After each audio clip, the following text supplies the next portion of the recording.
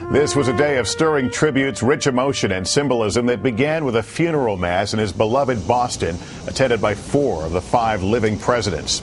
Later, he was flown to Washington, where thousands greeted his hearse for the senator's final trip to Capitol Hill. And finally tonight, his burial on the sacred grounds where his brothers Robert Kennedy and President John F. Kennedy also rest, along with so many other American patriots. We have full coverage, and we want to start at Arlington National Cemetery with NBC's Jim Miklaszewski. Jim, good evening.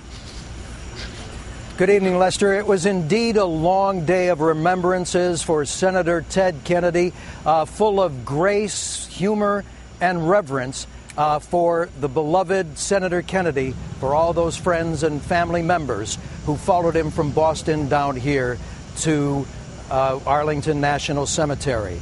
It ended with that motorcade that we saw there, and then finally a 9-man military casket team behind Senator Kennedy's casket, with the kind of military precision that is drilled into them over and over and over again, removed the casket of Senator Kennedy and slowly marched it up to his gravesite. In the lead there you see the officer in charge, Army Captain Derek Anderson, as the 8 members of all 5 military services serve as the pallbearers. Here you see the family with wife Vicki following behind. And once they got to the gravesite, it was there that the former Archbishop of Washington and a friend of the Kennedy family, Cardinal Theodore McCarrick, delivered a very short eulogy, which included readings from letters from Senator Kennedy to his Holy Father, Pope Benedict, that was hand-carried to Pope Benedict by President Obama on his visit to Italy.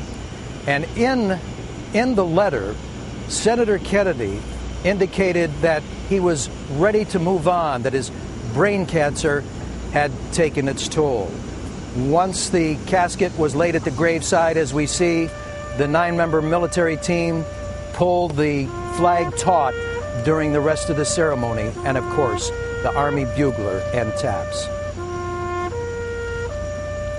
And by the end of the evening, it was so dark, the only light at the gravesite came from the eternal flame, which, by the way, was an idea of Jacqueline Kennedy when President John F. Kennedy was buried there nearly 46 years ago, fashioned after the same eternal flame that lights the tomb of the unknown for French soldiers in France. Lester.